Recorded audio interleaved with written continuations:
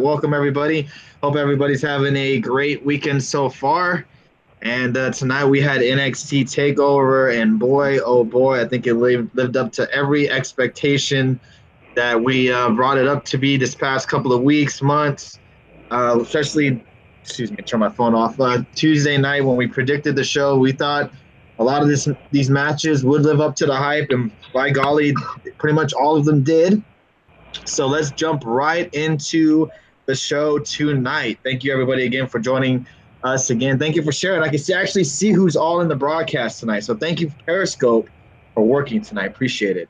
All right. So I was actually surprised that they opened with this match, but actually pleased. They had the tag title match open tonight. They had Oni and Burch taking on the Undisputed Era for the tag team titles. Adam Cole was at ringside for, I guess, the half of the match until he was kicked out of it. But we'll go with you first, Alex, before I give my thoughts on it. What did you think of the opening match of tonight's NXT TakeOver, where we saw the Undisputed Era retain the tag titles? What an opening match. I will go as far to say as this is probably the best WWE tag match we've seen in a long time. I'm talking like Revival versus American Alpha DIY days, like good. I mean, it was just a great match.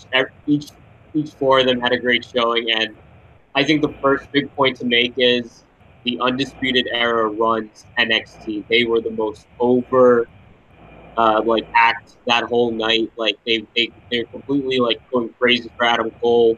When the referee ejected Adam Cole, like they were booing.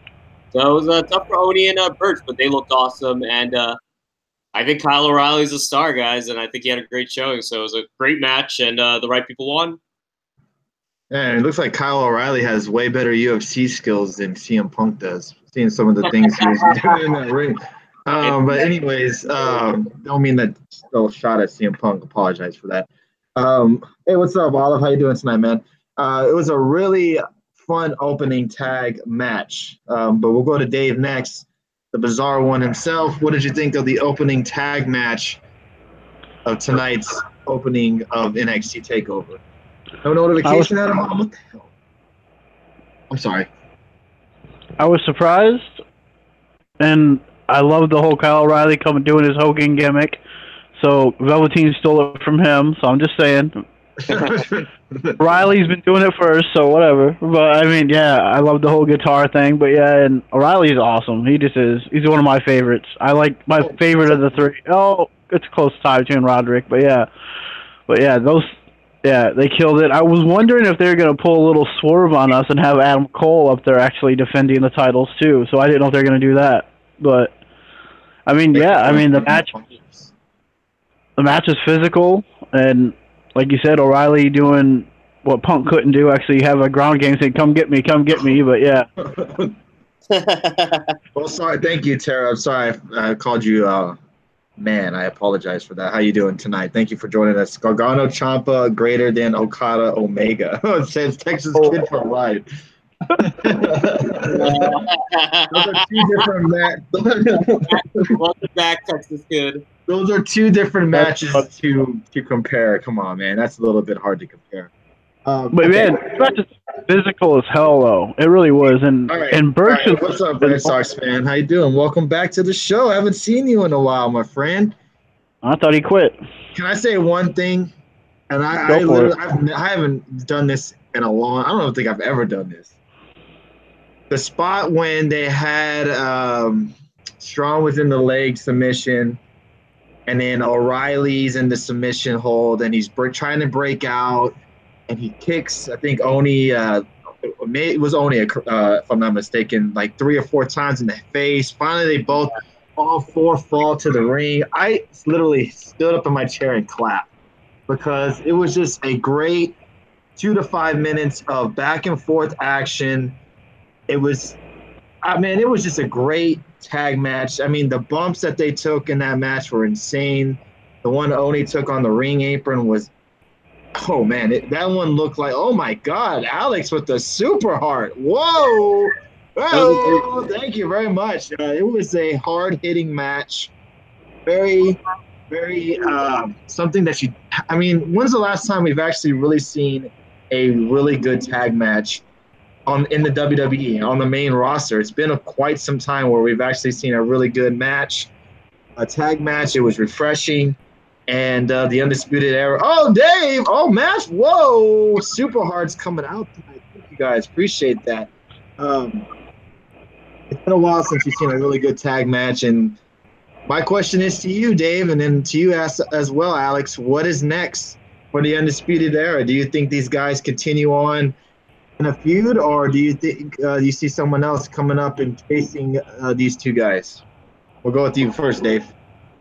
The Raiders of the Lost Ark. It's coming. I mean, it's coming sooner or later. Okay, so you think War Raiders will be the next guys in line, probably at maybe TakeOver Brooklyn, I would assume. Probably. And you're probably going to say, Tony, like the Street Profits. We know. 1-6 son of a bitch. Yeah, Ciampa is. No Street Profits, unfortunately, but it would be nice to see them. What about you, Alex? Yeah, I guess the War Raiders will probably step up to it. I still think I want to see the Undisputed Era just hold all the gold forever, as far as I'm concerned. It's just too good right now. Yeah, it's a group I would not want to see disband anytime soon. I know eventually it will happen, but I hope it doesn't happen anytime soon. All right, so let's go to the second match of the night. I mean, WWE usually gives you like that breather match where you go, oh, okay, let's take a break, let's just chill. It's all right. This much is next. You think maybe the women's match would be that? No offense to the women, but you thought maybe it'll be the women match next. No, it was Dream versus Ricochet. They were just giving it to you strong tonight. Right after the tag title match, we had Dream versus Ricochet, and the storytelling in that match was fantastic. Dream coming out as in gear a la Hulk Hogan. That was pretty cool. Not really sure. Is there any background to that story? I know he tweeted out before the night that he said, I think he was saying, take your prayers and take your vitamins or something like that. So I don't know if there's something behind it necessarily, but man, what a second match to start NXT TakeOver. The stuff that these two guys were doing in the match were insane. We'll go with you, Dave. Dream, Ricochet, what were your thoughts of this match? And by you, everybody, first. Dave, the Bizarre One, is probably one of the least guys that is over on Velveteen Dream. He is not a big fan of the Velveteen Dream. He has a running spoof on here that every time Velveteen Dream wrestles, we give him the match of the night or match of the year. So he's not a big Dream fan. So we might hear something different. So get your ears ready, folks. Dave, your thoughts. At first, I wasn't too happy. When I was like, oh, now he's ripping off Hogan now? I mean, come on. I mean, geez, that's what I was thinking. I was like, man, first he rips off The Rock, and now Hogan. And it's like, geez. But, I mean, it was a really good match. I mean, it really was. This match went a lot longer than I thought it would. Can you hear me all right? Yeah, yep. You're coming in clear. Yeah, I was just, yeah. I mean, this match is awesome. The spots, that crazy stuff. And they started slow, and and you thought this match was going to go high pace all the way. But, I mean, it really didn't. It went, like, super crazy. And it didn't go super crazy like everyone was expecting it to, I think. So, I mean, it was a really fun match. I mean, the moves these guys are throwing out were amazing. I mean, it went like 30 minutes, I believe. So, I mean, geez. I don't know what to say. I love this match. I thought it was really fun to sit here and watch. Velveteen Dream looked good out there. He did. He had some. I thought he was going to win a few times in this match too. So I was like, whoa. So, but Ricochet did pull it out. But I mean, man, and a lot of people were upset that he did use a black guy using the Hogan gimmick after the whole racist thing with Hogan. So some people were upset about that, but or maybe it was a shot at Hogan. People were saying, but yeah. It was definitely interesting, but the match was phenomenal. It was awesome. I mean, it could very well be the match of the night, and a match of the year even. But yeah, Dream, to me, this was his best match I've ever seen him have. I'm curious to hear what Dave Meltzer will rate this one. since he did give Okada Omega 7 stars. And that's not all he gave them, Tony. He said Okada Omega was the greatest match he's ever seen. Oh, right. Yeah, I forgot about that. Forgot about that little tidbit. Yeah, this match will only get like 1.5 star from him because it wasn't in the Tokyo Dome. The Red Sox fan said it is. The Red Sox fan, welcome back to the show. Good thing you weren't here last week, and when we barely touched on New Japan Pro Wrestling, you would have been. Oh my God, you would have been horrible for you. I'm trying to get some of these tweets up that I saved from people during the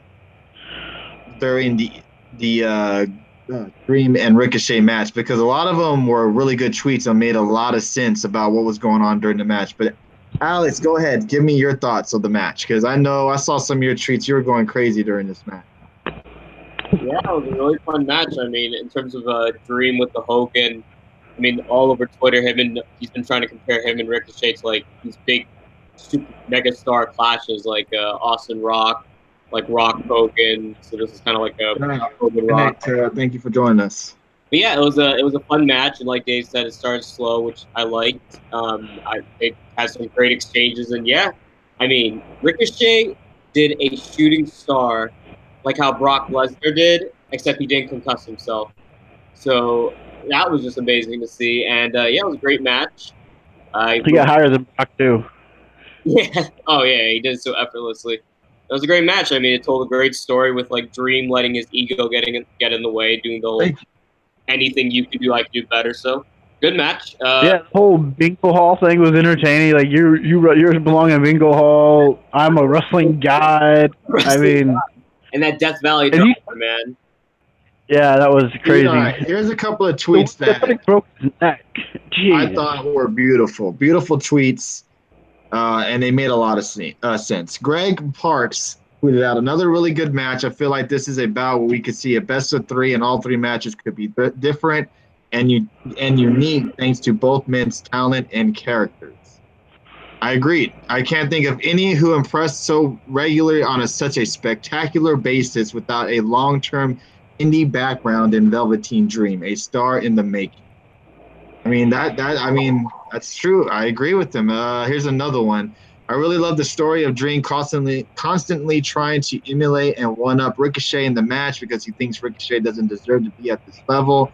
The insecurity of the character even shines through. I mean, this match, the storytelling was fantastic. I mean, Ricochet was just doing some crazy-ass shit in that match.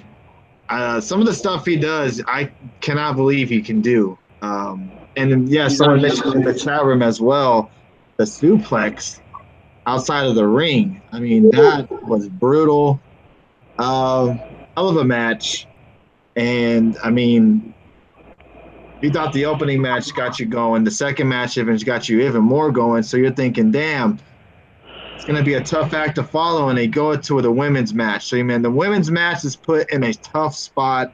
We had the tag title match before them and then Dream and Ricochet. So if you're the women, you're probably like, fuck, man. Thanks, Triple H, for putting us in this tough spot of the card. But, hey, they did well for themselves. Usually the crowd kind of, we didn't get no CM Punk chants or nothing like that during this match, surprisingly. The fans were kind of still into this match for the most part. But, Alex, what was your thoughts of the women's title match between Shayna Baszler and Nikki Cross, where we saw Baszler choke out Nikki Cross and retain her NXT title? Just last thing on the last match. Tony. Go ahead. Cena has the eye. Dream is going to be a star. Yeah. Knows that. Thank you for following me. Appreciate that. Thank you for the follow. Yeah. If you're new to the show, please hit that follow button. We're trying to get to 900 followers, if you don't mind. Share the broadcast, retweet on Twitter. We appreciate that. It's our 2-year anniversary weekend. Tomorrow is our 2-year anniversary show. So please, if you're joining tonight and you're watching Money in the Bank tomorrow, we'll be doing a post show right after Money in the Bank is over. And we will be taking some phone calls. Just in case nobody feels like calling in tonight, we'll be taking phone calls tomorrow night as well. And so thank you for joining us tonight. I really do appreciate that. Shayna and Brock, only believable champs in WWE. according to Red Sox fan. I agree with you on Shayna. I said that on Tuesday, actually, or Thursday, that Shayna is the only believable is the most believable women's champion that they have currently. But Alex, what did you think of the match? I thought it was Baszler's best match since being on NXT. It was fun. I thought Nikki looked good at it. I mean, the crowd was completely cross. And yeah, I mean, I think all of us had Baszler retaining. So the way Nikki went out, like just smiling and then passing out, was pretty fun. So yeah, Baszler continues to establish herself as a badass champion, and that's it. I don't know who's going to go after this. Yeah, who's next for Baszler, you think? We got they did show Kairi Sane in the audience. We didn't see any women in the audience tonight, as in like Lo Shirai, or is it Shirai or Shirai? So Shirai is actually wrestling her last match right now, so she's gonna come into the performance tomorrow. Okay, we didn't see anything like that. So can't wait to see her. I watched some of her tape online. Oh man, this girl is good. Yep. So yeah, that is definitely something to look forward to as well. Dave, what did you think of the women's title match? And you're also, Dave, everybody is not very high on Shayna Baszler either. I didn't really think it was her best match since she's been there. I really didn't. So I mean, it was good, but I don't think it was her best match ever. But I mean, it was still a good match. Couldn't really get. Can you hear me all right? Yep. Okay. Yeah. I mean, I thought it was a good match. I think she had better matches, but I mean, it is what it is. I mean, the match, I couldn't really get into it right away because, I mean, man, it was hard to after that match we just watched to get really into this match. I mean, it's like, geez.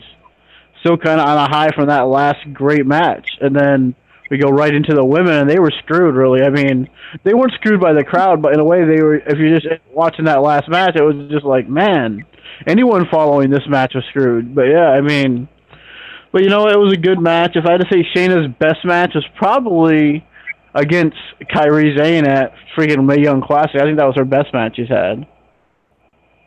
Oh, you're going way back. All right, yeah. So yeah, I'm high on Shayna Baszler. I like her a lot. I think she's believable as champ.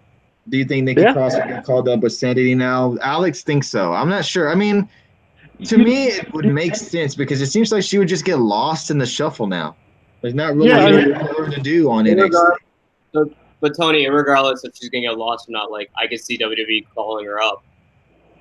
Getting lost is a whole different story, but I think she's gonna get called up soon. Yeah, because what else are you gonna do with Nikki Cross in NXT? Nothing really. And Nikki Cross, a lot of people, and really, a lot of people won't get this reference, but I think Tony will, and maybe Alex. But with her, Nikki Cross's little thing tonight, it reminded me so much of like Raven in WCW. Tony will remember when Raven did this where he loved pain type thing, and he was smiling in the crippler crossface and all that stuff.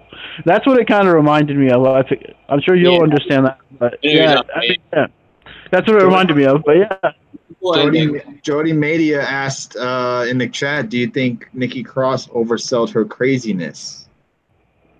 I thought it was good this match. Like for a big match, as long as this is fine. You know, NXT TV shows? No, I don't mind it. I think it's what keeps her over.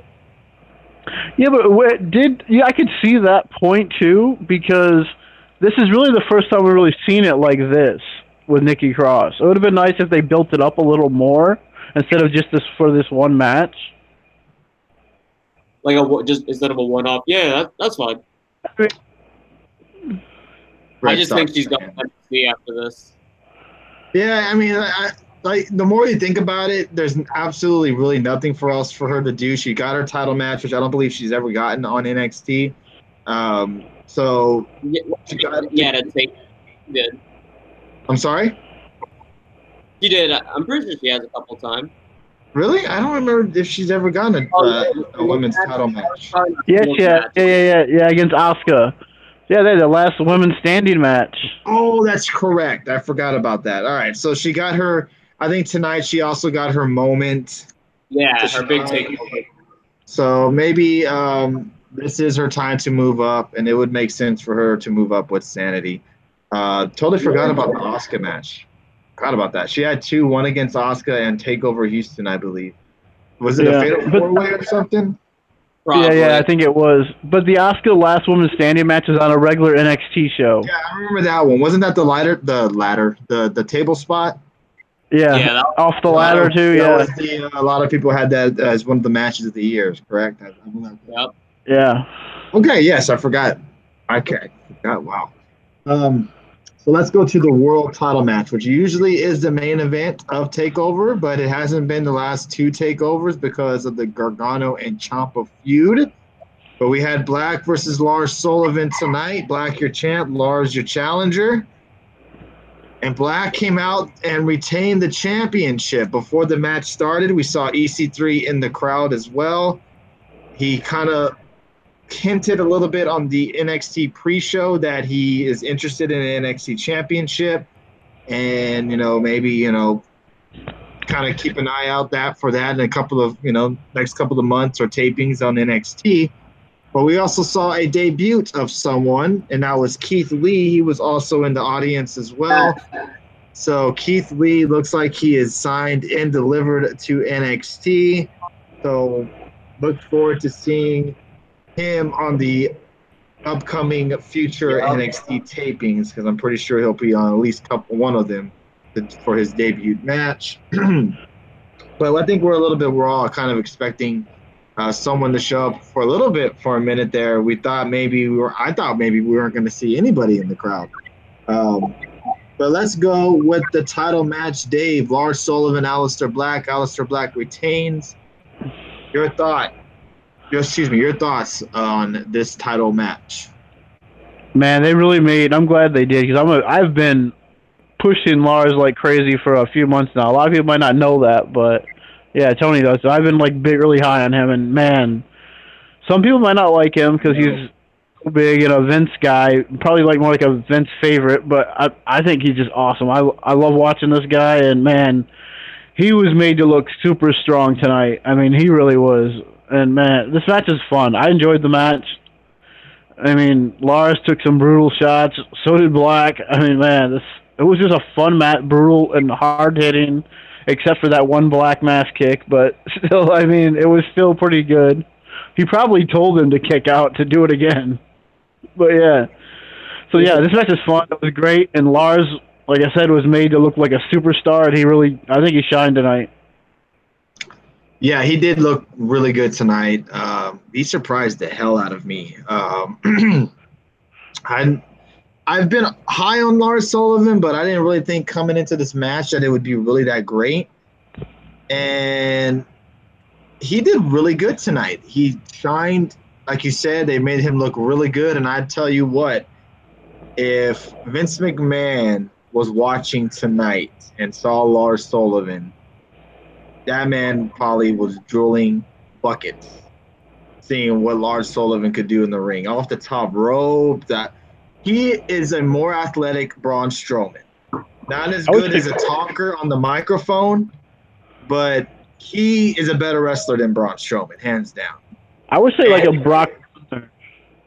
A better Brock Lesnar. Not really better, but go ahead. Go ahead, Alex. In terms of the match, yeah, I thought it was a good match. I mean, I think a lot of people were really looking forward to it. I think the three of us all said it's going to surprise a lot of people, and it did. I thought Lars Sullivan looked really good, having his first, singles takeover style match, title match, and Black looked good. So yeah, it was a fun match. And apart from that botch that Black hit, so the thigh slap only got a 2 count, so that was funny. But no, fun match, definitely a fun match. At this point, I was definitely starting to get burnt from all the matches before, but it was good. All right, let me just block this troll. Jeez Louise, guys, come on now, jeez. All right, I exactly agree with you on that. And what is next for Aleister Black, everybody? Who is going to be the next challenger for Aleister Black? Is it going to be EC3? Is it going to be Keith Lee? Is it going to be... I have no idea who else is in line for Aleister Black. But the Red Sox fans says Black needs that belt taken off. Adam Bomb says EC3. Nope. What about Ricochet? Ricochet. Keith Lee changes everything. Keith isn't going at that title so quick, says Baba Ruski. Yeah, he has to face Velveteen Dream next, remember? Brandon Velveteen Quintino says EC3. Okay. And you know what's pretty bad, though? Look, I give Velveteen a lot of crap over the last year or so, whatever it's been. But it's like all he's been used for is to put these new guys over. I mean, is he ever going to get the win? I mean, when's the last time he won a match that meant something, like a big match? But I think that's part of the story he's telling. Like, his cockiness always cost him the match. And yeah, but dude, like, but he's so young and over. Like, I feel like they're gonna take their time with Velveteen Dream. Like, they know they have a star in the future for them. Yeah, but it makes me think he bumps and does such good stuff. Is he gonna turn into like a Dolph Ziggler, where he's so good, but they just keep using him as the guy to get over. That's Honestly, what it kind of seems like. I think Hashimoto is more of a Dolph Ziggler than Dream is. Oh, the Architect is in the house. What's up, Architect? How you doing tonight, man? Dream could be like Almas. No alert again. Yeah, some people also said that they didn't get the alert. Man, that sucks. I'd say Ricochet is next in line due to his strong booking thus far in NXT. Dream could be a Cena. Whoa. Why was the NXT Championship not the main event for the last 2 to 3 takeovers? It's Ciampa Gargano. Gargano and Ciampa right now is the main focus of NXT right now. And I guess that's I couldn't follow that. I mean, they couldn't follow that tonight. I mean, can you imagine that?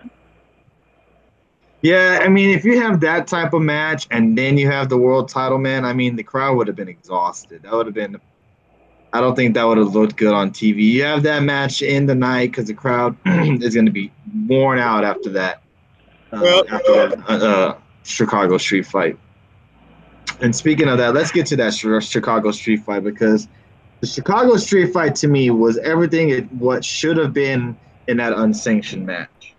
We didn't see Gargano and ring gear. We didn't see, fucking them stay mostly at ringside and inside the ring. They went all over the place. They went into the crowd. They went up the ramp. They went all over the place tonight. It was, man, this match was pretty damn brutal. Some of the stuff that they were doing to each other, the chair spot where Ciampa put Gargano in the chair and threw him at the ring steps, to the several super kicks to the face while Ciampa was handcuffed, to the spot on top of the table. What else did we see? A DDT on the hard canvas of the ring. What else? The chair spot with Ciampa and Gargano, where Ciampa. What was that move that Ciampa did on Gargano onto the stairs? Not really sure. Not really. In his neck. Yeah. And this match was way better than their New Orleans match to me, and I was there live when I saw their unsanctioned match. I was bored during the main event. It dragged way too much, and the storyline is still not done. Wow. Okay. Who was that? Right. That's Red Sox fan, and Adam Baum said those two comments. Not so. So, Alex, what did you think of the Gargano and Ciampa match? And what do you think is next in line for these two guys? Because Gargano did get the win. No, he didn't. I'm sorry, excuse me. Ciampa got the win, so it's 1-1. Technically, it's not really 1-1 if you want to count their Cruiserweight Classic match. Ciampa beat Gargano, so it's really 2-1. Yep. No, Gargano. Where was the ref while Tommaso tapped twice? Well, the ref, if anybody didn't notice, had some guy push into him, so the ref got knocked down and out for like 15 minutes from a push into him. Someone got pushed into him, so that knocked him out. Yeah, plus all these guys kept coming out and grabbing Gargano and like trying to take him, and the match is over. The match is over. Won the Cruiserweight Classic match? Really? I thought Ciampa won. Yeah, Gargano won that for some reason. I don't know why I thought Ciampa won. Gargano. How can you lose a match when you're hated? When your heel is cuffed together? I'm not sure. Why didn't H try to break it up himself? That would have been nice. Yeah. If Triple H would have came down there, the crowd would have went crazy. Not gonna lie, I thought Candice LeRae would come out and screw Gargano. Yeah, a lot of people thought Candice was gonna turn heel. They did it in reverse order and didn't have to have Gargano lose his career. Okay, I got you. So, Alex, your thoughts of this Gargano Ciampa match, and what did you think? Was it better than their New Orleans match? Well, let me just first start off by saying this was still better than any shit that Sami Callihan and Eddie Edwards were doing in the woods. Wow. So, yeah, no, come on, guys. Like, I agree that Gargano and Ciampa should end soon. I mean, I don't want them to take the main event for next TakeOver. I think the title should do that, but it was a fun match. I mean, there was a lot of storytelling, a lot of crazy bumps. I mean, taking off the ring was a nice touch. And, yeah, it was a good match, but I'm ready for 10. But Ciampa winning, obviously, yeah, have to see another one. 3 stages of hell, says Bobaruski. I mean, we could possibly get the match that Alex has been pleading and begging for. Why does people want to dwell on the negative part of the matches and not mention the good parts? Yeah, I feel you on that. We might get a Hell in a Cell. We could get a possible Hell in a Cell match between these two guys. I mean, what the hell else can you do with these guys? Same way like with Eddie Edwards and Sami Callihan. What else can you do with these two guys? Like a lot of people are saying, this is starting to drag a little bit. I'm not saying that this feud isn't good or they're not putting on great matches, but it is starting to drag a little bit. It's been going on for quite some time now. I mean, it's time for something to happen and then them to move on. So let's see. It's going to be an I Quit match. Okay. Bezier said Hell in a Cell, says Texas Live. All right, whatever you say. I say strap match like old school. Yeah, right. It's hurting guys like Adam Cole. Okay, Red Sox fan, EC3. Yeah, I mean, I get you. I get your point. They're taking spots from other people because of this specific feud. I get it. Dave, your thoughts of the main event? Man, Eddie Edwards and Sami Callihan had a good match tonight, man. Oh, no. I swear, it's like the same thing. It was like this. It's a mirror. It's like the same thing. It's like Alicia Edwards at the beginning. Go kick his ass. I mean, it's like, geez, what is this? Sammy and Eddie? That's what it reminded me of. It's like mirror images of each other. The exact same storyline almost. But yeah, I mean, this match was, all seriousness, this match was really crazy and really fun to watch. Unexpected how they went with it. I didn't expect a lot of this. You know, like all the craziness, the table spots. I mean, the kind of concerto and onto the steps. Usually that's a finish to a match almost, or an ending to something. Instead they just added it in there. And then, I don't know, just the craziness towards the end too was like kind of like, wow. Like, I'm not saying I hated it, but I'm not saying I liked it either. Because it was like all that outsideness when you had all these great finishes, false finishes you were doing in the match, and you kind of have to give it that with the whole 5-6 people grabbing Gargano at once and then taking him out, then he's fighting his way back in and finally gets DDT'd on the exposed ring, which, I don't know, is that the first time they've ever done that in WE, do something with the open ring like that? Because I remember seeing it in TNA. Yes, it was TNA back then.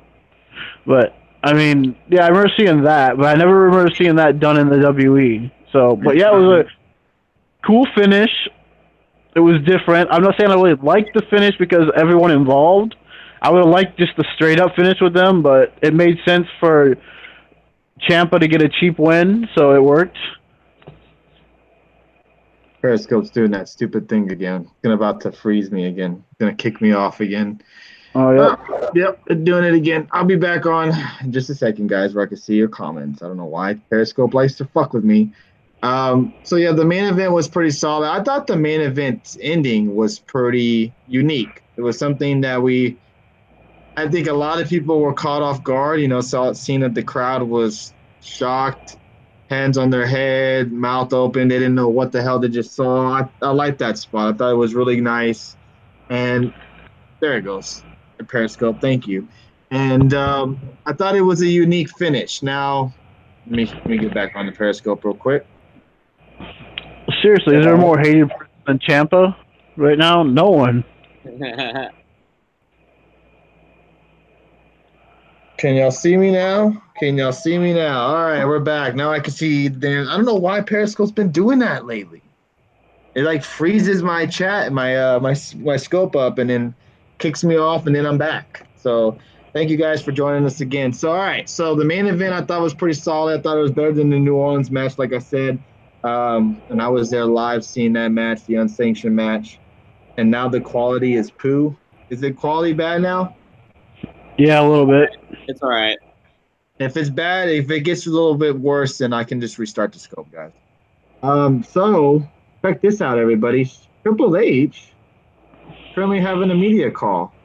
So let's see if we can hear it.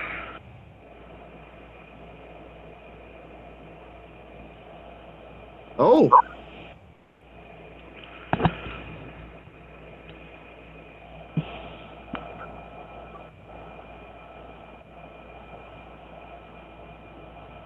Is something wrong?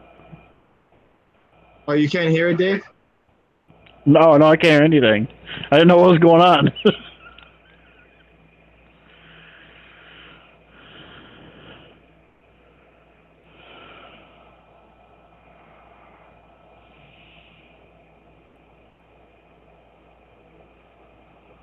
It's a Triple H post-show media call. He's talking about Keith Lee at the moment.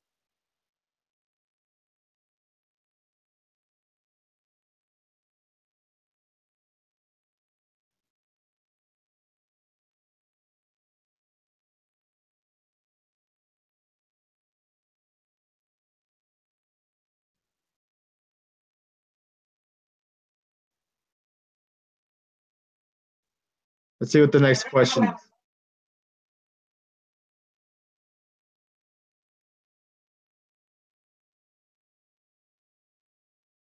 Oh.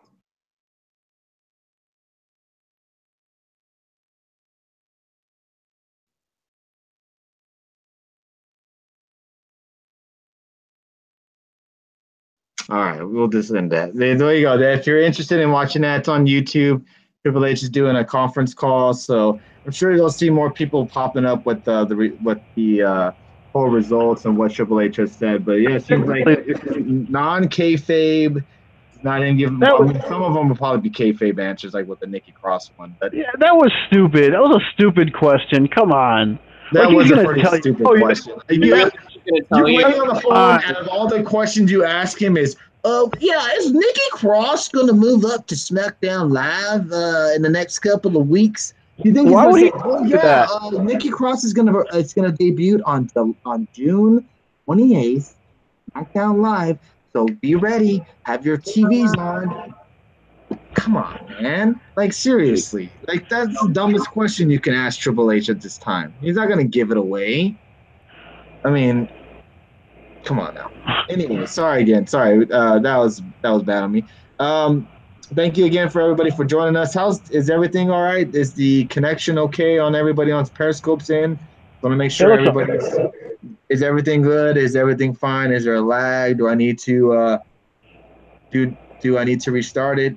Okay. All right. I think we're good. All right. So, all right.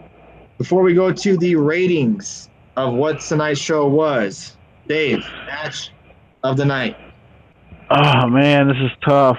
With all the shenanigans going on in the main event, yes, everyone's going to pick it as the best match ever. But I'm going Ricochet Dream is my favorite match of the night. Oh, okay. Wow, that's the first time a dream match has been a favorite of Dave's. This guy always comes in here and says the same thing. I'm just gonna block you, bro. Who's high pitch? He says the same thing over and over. Alex. Dave said last year the Miz is awesome. This year, Velveteen Dream, the apocalypse is near. I think I'm gonna go with Ricochet and Dream. Ricochet and Dream as well for Alex. A lot of Ricochet Dreams in the chat room as well. May I be different? Go Shall for it. I? I'm gonna go with the opening tag match because Oh, wow. I have never sat in my room and stood and gave a round of applause watching a match, and that match made me do it at one point. So that match was incredible. I'm looking forward to more matches to come with the Undisputed Era. Now, Alex, get your rating fingers ready, everybody. What would you give tonight's NXT Takeover? A solid 4 out of 5. Good luck, Money in the Bank. Yeah, good luck, Money in the Bank. I mean, shit. We got to talk about this after too, though. 3.5 out of Adabomb, 4.75 from Jeffrey Cross, 4 from Jody Mania. Haven gives it a 5. Okay. All right. Dave? Yeah, the show overall was pretty damn good. I think it does. Red Sox fan gave it a 4 out of 5? That's still pretty good. Am I seeing things? What? Wow. Right. Cody gave it a 5. Okay. You know what? I'll give it a 5, but I will also give Dream and Ricochet a 10 stars. 10 stars. Wow. 10 stars.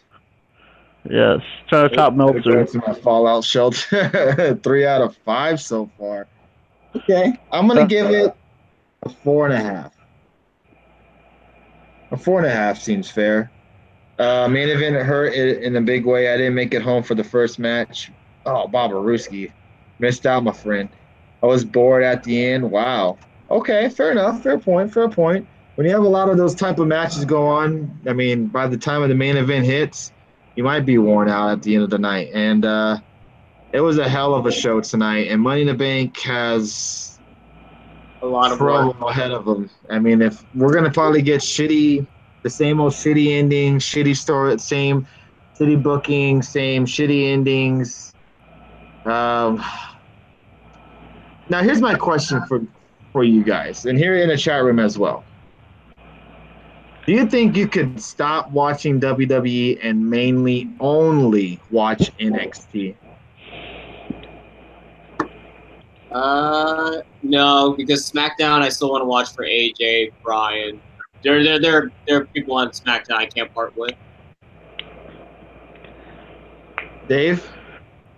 I mean, no, just because of who he just said, yes. But, man, the style of wrestling we get from NXT is just night and day compared to what we get on Raw and SmackDown. It really is. And the pay-per-views just suck. I mean, they do. I mean, Money in the Bank's probably going to suck. Hopefully not, but it probably will compared to this. And it's like they just put on Ricochet and Dream. I'm going there again.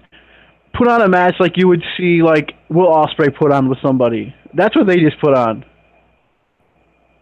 from New Japan. Like, would you agree with that?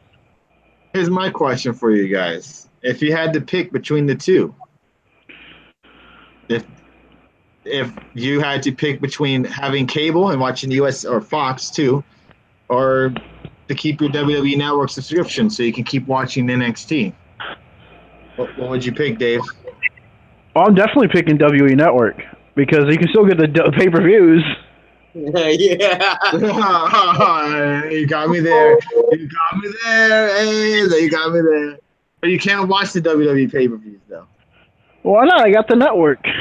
Yeah, I have the network. You can only watch NXT. I mean, I'd rather watch NXT than the weekly Raw crap we've been getting lately in SmackDown. Damn. Okay, fair enough. But where you put the question out there is like you could cancel your cable subscription and only have WWE Network.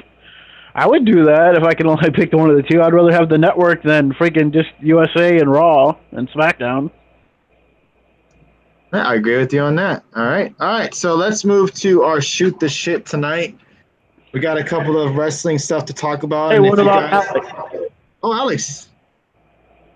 WWE or NXT? I'll stick with the network. Who needs cable? They just watch Raw and SmackDown online.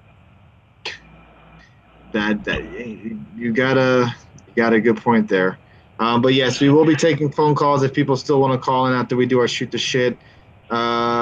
Just getting it up. Where Here we go. All right, so I don't know if anybody got the huge announcement from today from Triple H and Vince McMahon via Twitter and probably notifications through your phone Oh that yeah. WWE announces a major event in Australia to be headlined by the coward himself, The Undertaker, and Triple H. And the selling point is that this will be the last time ever.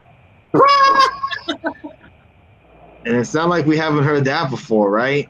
This is the last time ever The Undertaker and Triple H will ever face each other in a match.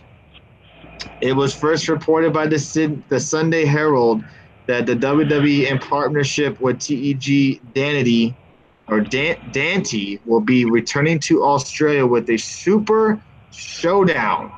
The historic event is scheduled to take place on Saturday, October 6th at the Melbourne Cricket Ground and will feature the largest collection of WWE superstars and legends to ever appear in the country. Fans who will be in attendance will witness The Undertaker facing Triple H for the first time since WrestleMania 28.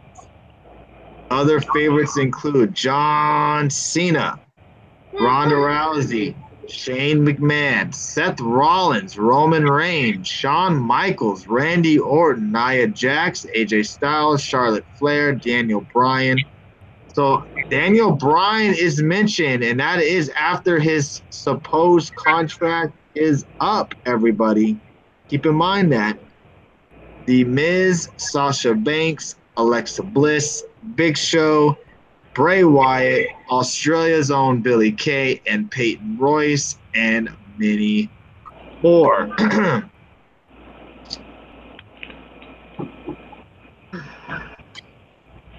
And I got a good tweet. I think it was from Mass Van Brian. And he was saying that these shows are going to make WrestleMania look like a little house show compared to these Super Showdowns and these Super Royal Rumbles that they're going to be having throughout the year. So we'll go with you first, Dave. What were your thoughts of this show that they announced? And it will be on the WWE Network. So I wonder how this is going to be because Australia's time difference is very funky. Maybe we'll probably get out of okay then. I don't know if they're going to do a pre-taped for us fans or if there might be is it going to be at really early in the morning? I'm wondering how they're going to do this. It's going to be interesting. And it was funny how Triple H did mention how they did have a pay-per-view here before and his matches with Undertaker. I was a triple threat. I can't remember who else was in the match with him. But Dave, your thoughts? I know you're huge on them throwing pay-per-views when they're overseas. So what do you think about this? Well, because back in the day, we used to get those. Well, I don't know if we could really order them. We had to buy them later, I believe. But they used to do those Rebellion pay-per-views all the time back in the Attitude Era. And so over in England and stuff. So this is really cool to get these kind of stuff on the network. And when you first told me about it earlier, I was saying, I wish I could see it. But you're like, yeah, it's on the network. And I'm like, sweet. I mean, it sounds cool. And like you said, it is seeming like these big events, like you guys are saying, are becoming bigger than their big 3 pay-per-views. I mean, geez. I mean, like, are we going to get these every year now? I mean, it's kind of cool to see them go to Australia now, and this time the women will actually get used when, instead of the Greatest Rumble, there was no women allowed to wrestle. So this is really cool to see what they would do with, like, a Ronda Rousey going to be defending her title there or something like that. I mean, it's going to be interesting. And to see Undertaker, not the coward, but the Undertaker versus Triple H one more time, 2 guys from our childhood. Who knows how much longer these guys are going to wrestle. So, to me, this is a treat anytime I get to see The Undertaker and Triple H in a ring. Because let's not forget, Greatest Rumble, Cena and Triple H probably had one of the best matches on that whole card. Oh, fuck The Undertaker, all right? The only reason why The Undertaker is going to be on that show is because he's probably going to go over on Triple H. They need to get him strong going into WrestleMania, so you actually think he might win at WrestleMania. That's the only thing. Good thoughts, Alex, on The Undertaker facing Triple H. I know you're super stoked. I can't wait. Yeah, I mean, it's a big draw regardless. But yeah, I agree. The bigger point is that it is making it look crazy, like how big they're trying to do these spectacle special events, like making it feel like a WrestleMania 5 times a year. I think we already have like 3 Royal Rumbles a year at this point, so why not just have it throw in a WrestleMania? So yeah, it should be fun. It's probably gonna be like the greatest Royal Rumble or whatever, without the controversy, I guess. Yeah. Right. Even who wants to see the old ass Taker? Exactly. Y'all can pause or just take a bathroom break. No one's stopping you. Adam Cole versus Walter. Who's gonna win? I would think we'd assume Adam Cole is gonna. I'm not gonna do a bathroom break during the main event. The hell? And don't complain. Come on, we know it's probably gonna be Brock and Reigns in the main event. It'll probably Brock versus Reigns. I can complain all I want. I know it makes it funny for the show. It should be Shawn Michaels. Do you think Brock Lesnar will go to Australia? Yep, I do. For all that money, they're probably paying him just as much money as Saudi Arabia did. I don't know if Australia's whipping out Saudi money. Well, maybe not that much, but they're getting enough where they're gonna go over there. Oh, here we go. Update. What? Update on everybody's. No problem, man. If you're new to the show, I think it's like you're new to the show. Please hit that follow button. Everybody appreciate that. Tomorrow night we'll be doing a giveaway. I'm trying to think of an easy way to do giveaways. Usually the guys that are usually the normal ones I have in mind, but if you can, please go follow us on YouTube at Get the Tables Podcast on YouTube, or follow us on Twitter at Get the Tables. I'd really appreciate it. We were at 50 subscribers. Now we're at 49. So it would be nice to get back to 50. But we do appreciate everybody popping in tonight on this late Saturday evening. We're almost at over 2,000 views total. So thank you guys for popping in. And we really appreciate everybody joining us every week, every month, and every pay-per-view show that we have done. So thank you very much. All right, and an update on the injury status of WWE Monday Night Raw superstar Dean Ambrose. PWInsider.com reports that the Grand Slam winner, yes, Dean Ambrose, if you forgot, is a Grand Slam winner, reported to the WWE Performance Center this week as part of his physical therapy and rehab. It's uncertain as to whether or not he's actually training in the ring yet, or if his eventual return, or if he's just continuing with his physical therapy for his triceps injury. There is a chance that the Lunatic Fringe could be back in time for SummerSlam. Nothing is certain as of yet. Now we have Dr. Alex in the house. Now, how serious is a tricep injury, and how serious should Dean Ambrose take this injury? Because I know he was out for some time, was scheduled to return. I don't know if he got re-injured or what happened, but he was now his schedule got pushed back. So how serious is this injury that he has or had? I mean, it depends on like how bad the tear is, and from Ambrose's side, he got a complete tear. He needed surgery, so yeah, that's a very serious tear. It's taken a lot of athletes in the past, and and currently. Yeah, and because what's up? I was just gonna say because I just found out recently that Miguel Cabrera, I think tore his tricep or his bicep. I'm not sure which, but yeah, I mean, so he's done for the season. So yeah, I knew that just happened. It's the biggest muscle on your upper arm, so I mean, yeah, you definitely shouldn't rush it. I mean, hit that DDP yoga or some shit, but definitely don't rush Ambrose. I think he's needed, but I think I'd rather wait for him.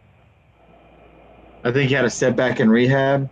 Oh, okay, that's what I know. He had a setback. Okay, so it just sucks, man, because this guy is missed on the WWE main roster. I know he would definitely be a refreshment to a lot of storylines, and I'm curious to see what they do when they bring him back and who he faces right off the bat and stuff like that. So it should be very interesting to see what happens to Dean Ambrose when he does finally return.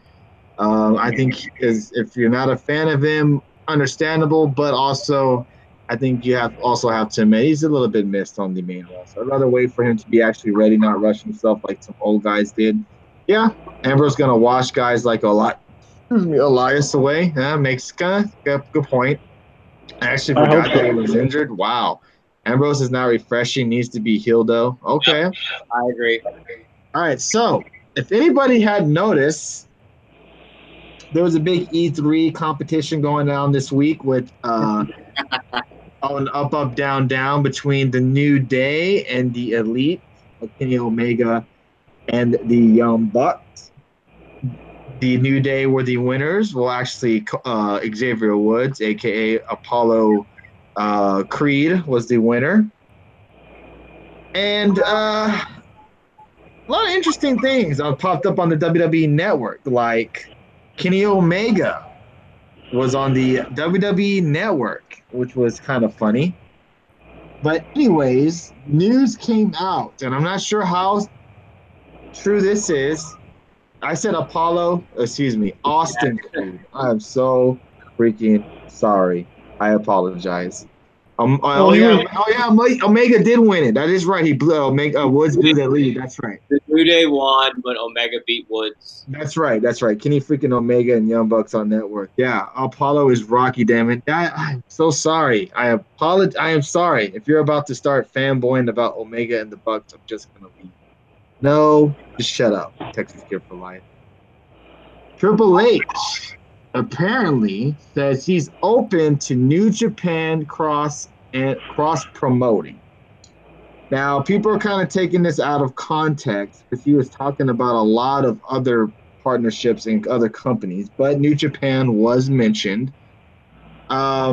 It seems WWE is being a bit more friendly towards Bullet Club recently, as both the Young Bucks and Kenny Omega were featured in a huge way in the WWE's promotion of the New Day's E3 competition. Kenny Omega is featured on the WWE Network as a hidden gem, where WWE utilized one of the only pieces of footage they had of Omega in Deep South Wrestling to capitalize on his incredible name value. Triple H seemed open to the idea of joining forces with New Japan eventually when he spoke with Sunsport and compared it to a partnership WWE currently has with a few other companies. We have an alliance with Progress in the UK, a situation with ICW in Scotland, two very well run and respected promotions that do good business, but more importantly, they are cultivating talent. They are just not exploiting talent and grabbing guys to do shows, to do a show with them. They are teaching talent and trying to make them better, which is what it is all about for me. Is there an opportunity for cross-promotional events? Absolutely, with the right things. It's a blank slate, and I'm open to just about anything if the right situation shows itself. Now, That's a easy answer. here's the thing. Do you think Triple H, and I'm not sure, I could be overseeing this a little bit. Do you think Triple H has anything to do with Jericho and his cross promoting right now? Never say never. I mean, Triple H, he's shown that he's all about opening bridges, trying to get as much integration as possible. So yeah, don't rule it out. I mean, Jericho in the end, he always says he's like, I have to give Vince a call, just letting him know what I'm doing. Yeah, it's to me, Jericho is his own man. He runs his own show for the most part, and I feel like Jericho would do this regardless if Triple H or Vince gave him their blessings. I feel like Jericho would just, he runs himself. But it feels like Triple H knows what's up in the wrestling game, and it feels like he knows. But you don't think that Triple H didn't watch Dominion last week or heard the hype? I read that already, Texas Kid for Life. That's nothing that your sources haven't. I already read about that. WWE being in the bidding war for the Bucks and Omega. I'm not stupid. I already read that. Go ahead, Alex. I'm sorry to interrupt. No, for people who say WWE doesn't watch or acknowledge anything, you don't think Triple H at least heard the hype about Dominion? We look at the takeover we got tonight. We got good, lengthy, quality wrestling. He knows what's around. Yeah, but Come on, the only reason Triple H is watching Dominion, like I told you, Alex, is to get his Christmas list ready for Vince. Well, Like, I want that guy, I want that guy, I want that guy. Oh, and if we're gonna get to that, I sincerely just think Vince just wants to buy out the competition. I don't want the Elite signed with WWE. I agree with you on that. I mean, Vince to me Triple H and Vince McMahon's brains run differently when it comes to wrestling. I feel like Triple H is trying to be on good terms with all these companies for a possible, hey, can we have this guy or possible this guy or this guy, this kind of things like that. Or maybe we see a, cross promotion type of thing because these guys on Progress do wrestle. It is access, but at least they're wrestling on a WWE based product or event. So I think Triple H I think he's trying to be on good terms with all companies at the moment. I don't think. See, I think he thinks just like Vince does, honestly, because Triple H is really responsible.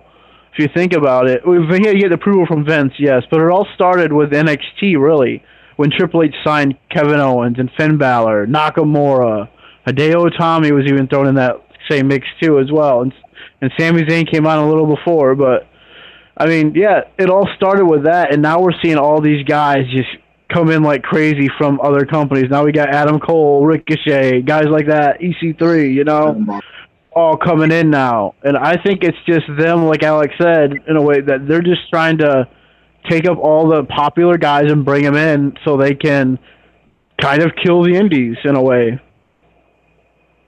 Yeah, I mean, it's going to be a sad day. It won't happen anytime soon. But you're going to have to really think about that. Sooner or later, WWE is probably going to buy out all the competition in the world and just be one whole company. You would have to think that eventually.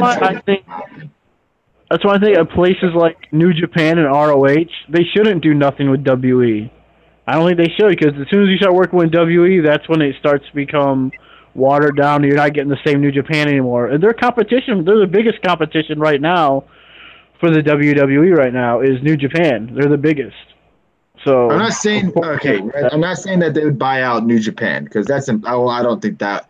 But like these little indie companies around towns, like the Wrestle Circus and these real popular ones, you would have to think that one day, not anytime soon, but maybe when we're in our 60s, 70s watching wrestling, God help us all if we still are, maybe WWE, if it's still called that in years to come, will be one thing, one wrestling company, and that's it. We'll see. You never know. If they do that, wrestling's going to die just because people wouldn't have places to work. I agree with you. Yeah, I don't think WWE cares about Wrestle Circus.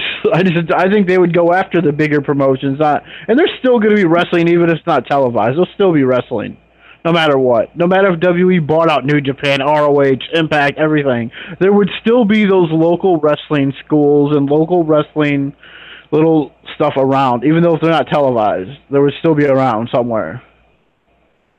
And these are getting more global. Yeah, I mean, I agree with you. I'm ready for XFL. Got a couple more years to go, my friend. All right, possible spoiler alert. So if you don't want a possible spoiler alert for tomorrow night's women's title match between Ronda Rousey and Nia Jax, cover your ears, reach your phone for about 5 to 10 minutes. All right, when discussing the Raw Women's Championship match at Money in the Bank between Nia Jax and Ronda Rousey, Brian Alvarez, not sure how credible this guy is. I know he is a friend of the Meltzer. He's on the Observer. Yeah, he works there. Yeah, he works. Yeah, he works with Meltzer, so take it as a grain of salt. Noted that from what he's heard, WWE officials have changed their plans for the match at least twice, specifically concerning the actual length of the match. Alvarez said the following: I do know that they've changed the length of the match, like the time of the match, at least twice now, and maybe more. Before it was going to be very quick. Now it's going to be so quick. We'll see if that changes again. Yeah, this coming from the same people who said Mabel was the third man. I mean, come on. So, very interesting, folks. All right, Alex. Yes or no? Will this match be longer than 5 minutes? No, I think it's just gonna be a tap out. Do you think she gets her in the armbar immediately and Nia Jax taps? Yeah, let's do that. All right, Dave, excuse me. Longer than 5 minutes, yes or no? I think we're gonna get Ronda. I think WWE wants to capitalize on Ronda Rousey like she did in UFC with all those fights winning in like 30 seconds. I could see the fight ending quick. She snaps her into armbar, boom, it's over, and she's the champ. Woo-wee, and they better get her out of that arena quick. She's gonna get booed. But you remember how much that blew up when Ronda Rousey beat that chick and it was all over Twitter, and everyone could watch it on a freaking gift because it ended so quickly. It would blow up Twitter like crazy, and that's what'll happen. It'll be mainstream news. Ronda Rousey is a women's champion.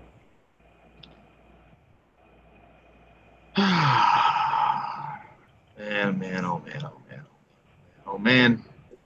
It's going to be interesting to see how that crowd reacts tomorrow night. If that actually goes down and it goes down that way. Yeah. We will see. Hopefully it doesn't. Hopefully it lasts at least 5 or 6 minutes at least. Just to give you something. Okay. All right. Here is an interesting question for you guys. What's up, Bliss? How you doing tonight, dude? A number of WWE contracts are set to expire in the coming months, including those of Brock Lesnar and Daniel Bryan. Here's the list, everybody. Brock Lesnar, August 2018. Mauro Ronaldo, June 2019. January 2018. Daniel Bryan, September 1st, 2018. Kevin Owens, but just recently signed a 5-year deal. Paige, 2019. Big Show in 2021. Mandy Rose in 2020. We got The Miz in 2022. Stephanie McMahon next year. And Mojo Rawley in 2020. Did you really just say Stephanie McMahon? Oh, she's going to leave and go to Japan.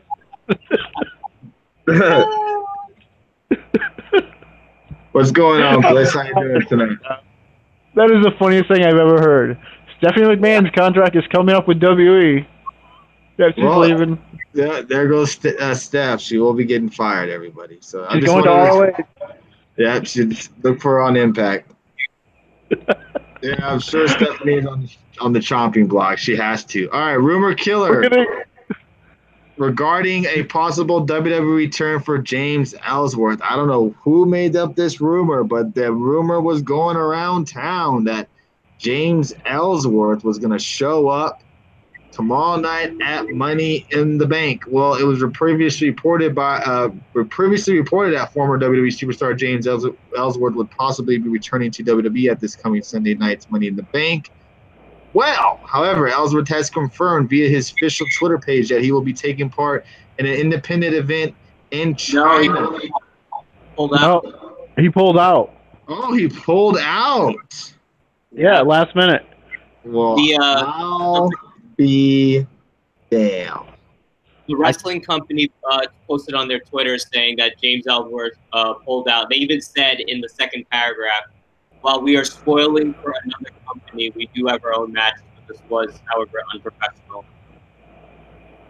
What? That changes, so there you go. He did the same thing. My apologies, dude. Wow. Yeah.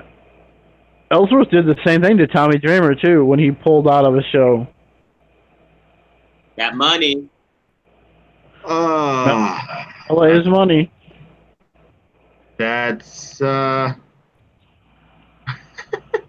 Wow, Tony. Sorry. We didn't mean to. That's something. That is just funny. That's just funny. Like, wow. My apologies, man. I was about to give y'all some fake news, man. I apologize. My apologizing to you guys for looking like an asshole. All right, so we do have some matches announced for the G1 special on July 7th at the Cow Palace in San Fran. We have the IWGP Heavyweight Championship match between Kenny Omega versus Cody. It's official. It's a title match. Yes, we have the IDWGP Heavyweight Tag Team Championship, a rematch from Dominion, the Young Bucks versus Evil and Sonata. We have the IWGP US Heavyweight Championship between Jay White versus Juice Robinson. Oh, man, that should be a good one. Hopefully Jay White returns. And then we have Okada and Will Ospreay taking on Naito and Bushi. Oh. So your thoughts so far on the card that is shaping up, Alex? Yeah, it should be a good card. I mean, Omega versus Cody makes sense with how it ended. That should be a fun match. Obviously, Omega's entertained. Robinson and Jay White, that's a lot of fun. I think Robinson takes it, though. Wow. Man, you know what I say to that? Cody Rhodes is not only going to be the IWGP champion, the ROH champion. He had that match already. I don't know, but ROH, New Japan, and now the NWA champion at All In. So he's got to be the new belt collector. Yeah, so it'll be a fun match, though. So, yeah, the show will look good. Jericho said on his last podcast he's not going to wrestle in the United States. He's not going to cross that line, so was expecting not to have him there. I mean, you never know. No, but he also said this, too, in an interview before his match with Naito, that he said he wouldn't wrestle in the U.S. for nothing small. Like, he said if it was big, it would have to be really big money for him to wrestle at the U.S. soil. Yeah, he's like, this is why Jericho's the GOAT. He's like, this is the truth. Like, I wrestle for 6 figures or more. Like, that's just how it is. I'm like, if someone wants to pay him big money, then he'll do it, he said. Jericho has much respect for Vince. He wouldn't screw him. Hey, I can't. He denied all. Hey, you can't hate on Jericho, man, for showing his loyalty to Vince McMahon. Heck, if someone's going to pay him 6 figures to wrestle in the U.S., I think he'll do it. But I don't think Vince will probably say, do it, take the money. Oh yeah, I don't see Cody winning the the championship. It was a joke. It was a joke. Chill out. We will probably might be doing a post show that night if Alex is available and to do it. Yeah, be joining us. But let's get to some funny news that we touched on a little bit after our last weekend show. Kind of happened near the end of the show where Corey Graves. Oh, yeah. Going to town on Mr. CM Punk after CM Punk just got destroyed in his second match ever in the UFC. Well, here are some of the tweets that Mr. Corey Graves threw out there. The first rule of punk rock is loyalty, and this guy portrayed it all. I still love you, friend. I'm sorry you got lost. Let's see what else. And maybe abandoning everybody who stood by your side, even when we weren't supposed to, only to have you turn your back on us wasn't the right move after all. No anger, only sadness. So they reached out to Corey Graves.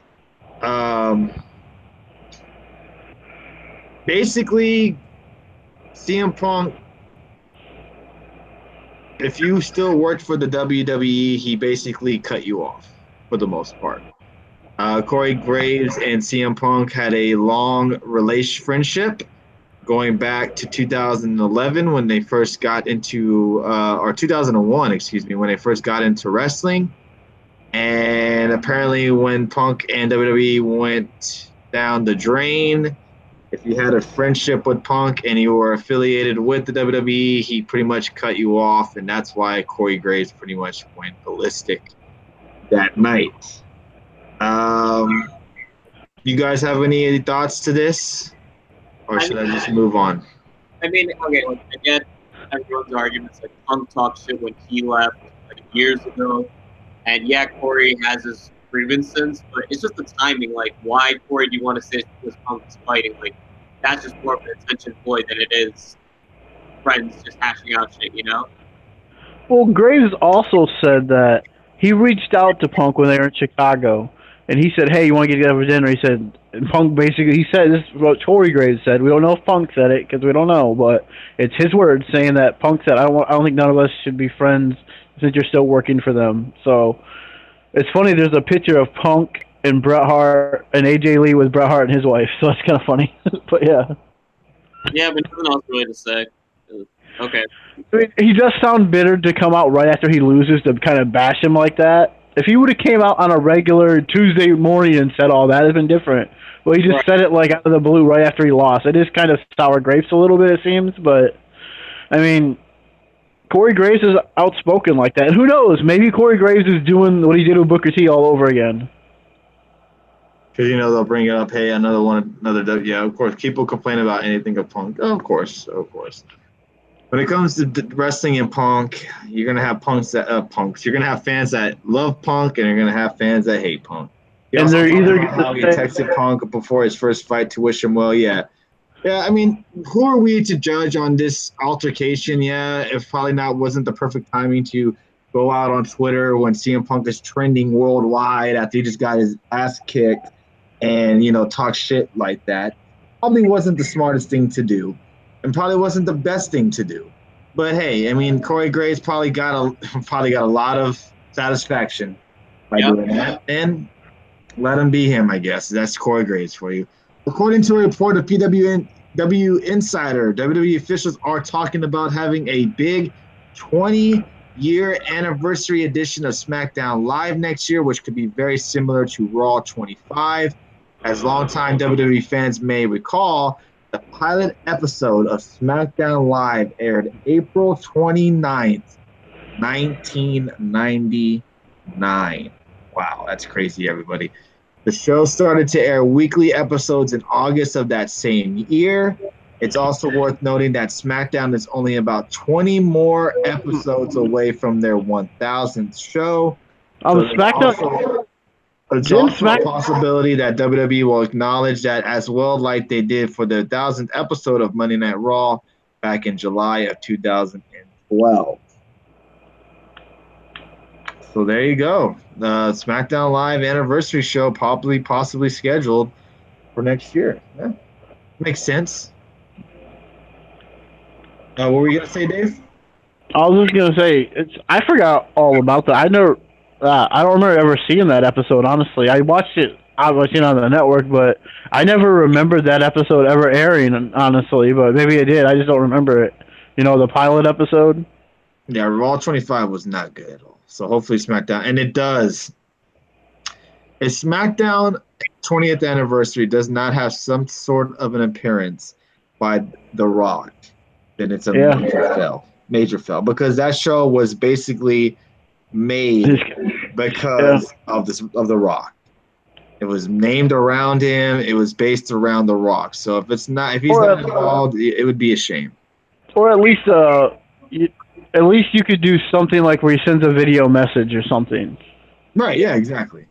Oh, shut up, Red Sox fan, you asshole.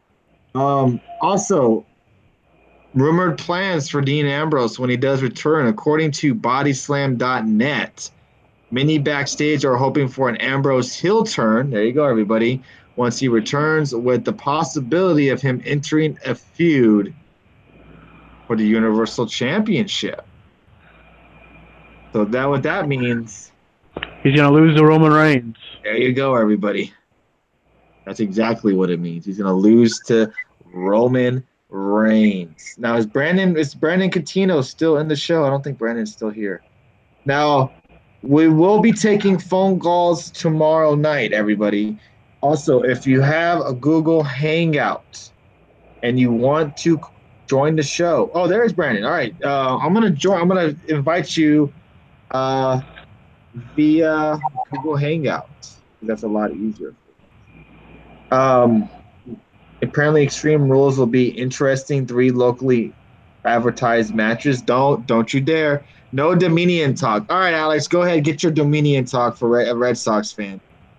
He wants you to talk about it. I thought we did that last weekend.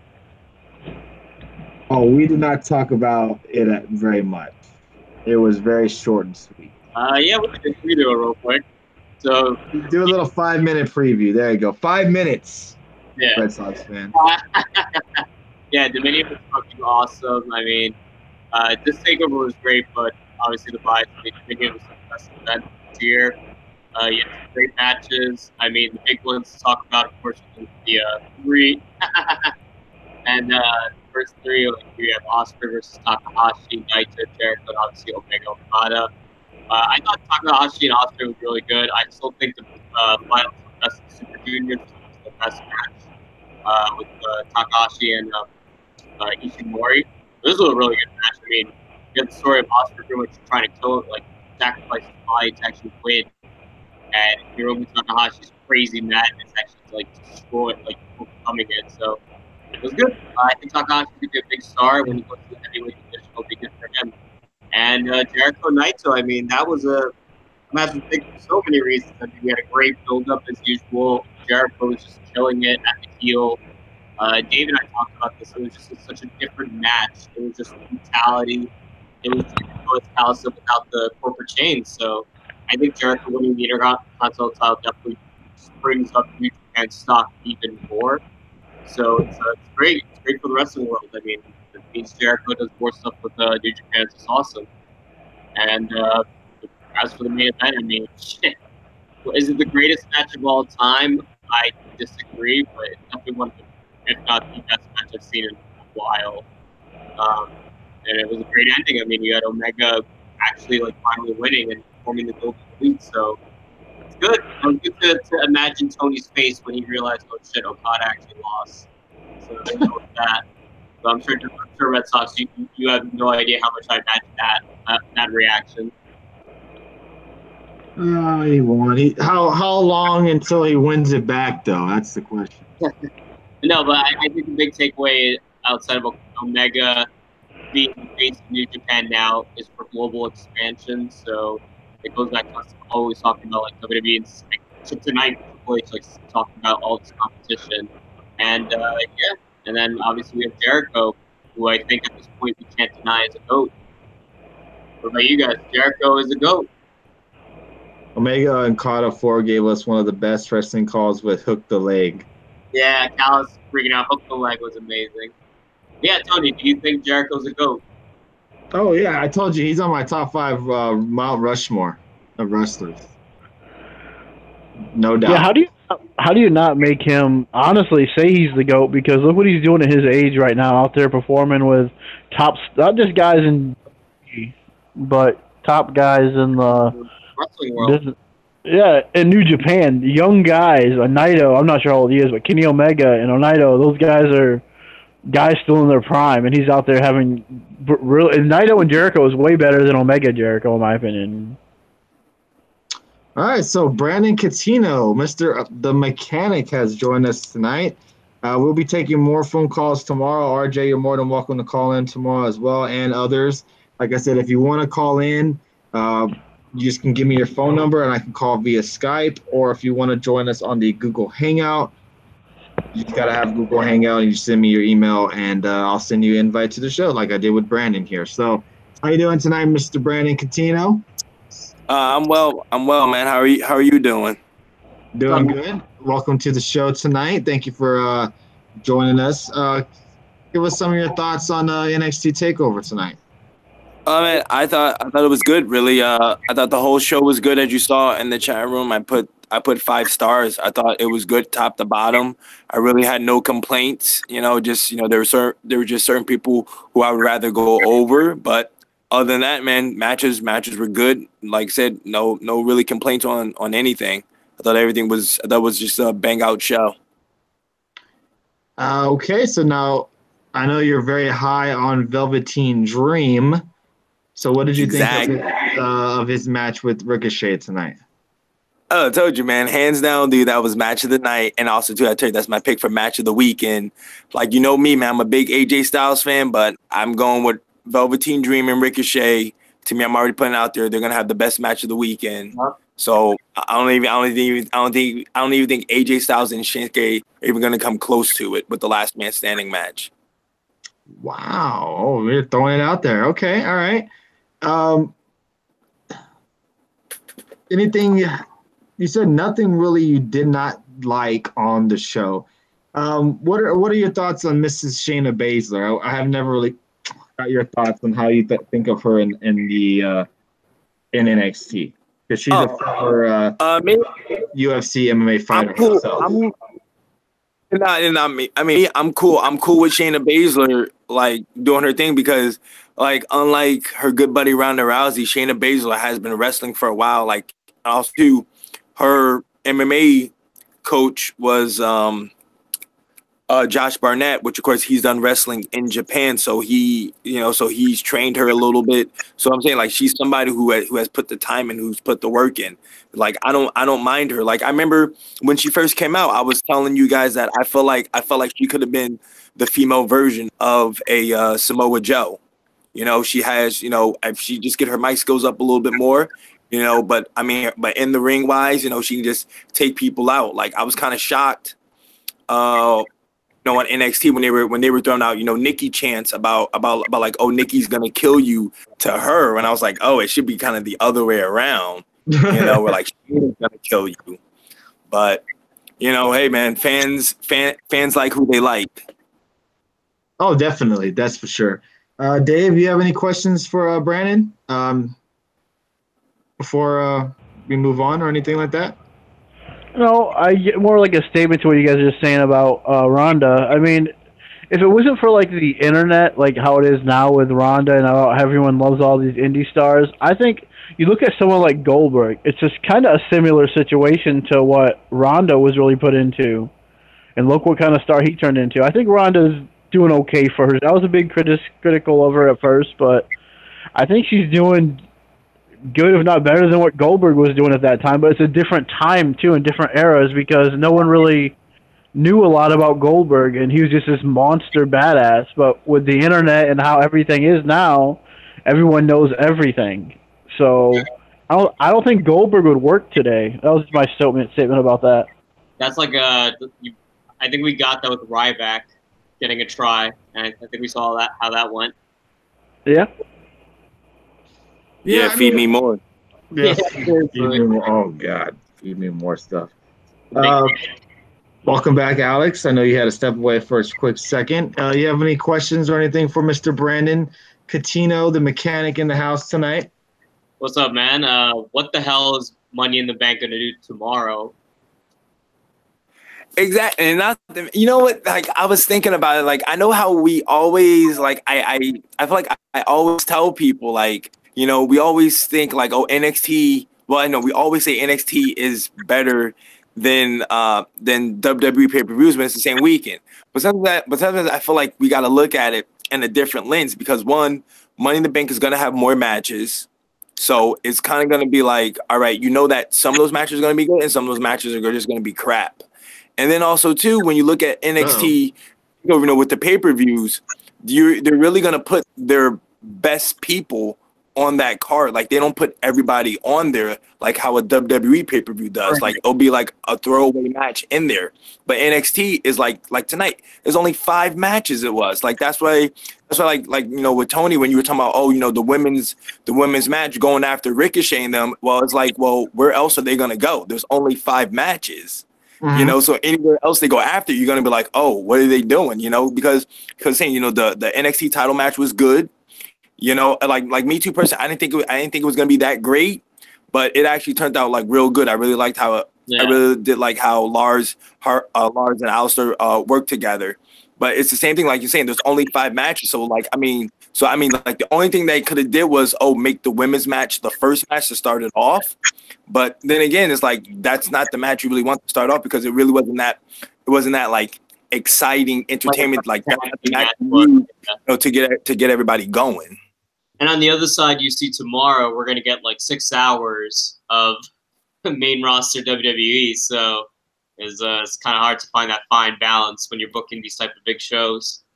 Yeah, and then also too, like you look about it too, like they with WWE, they don't even just have matches on the pay-per-view; they have matches on the pre-show as well.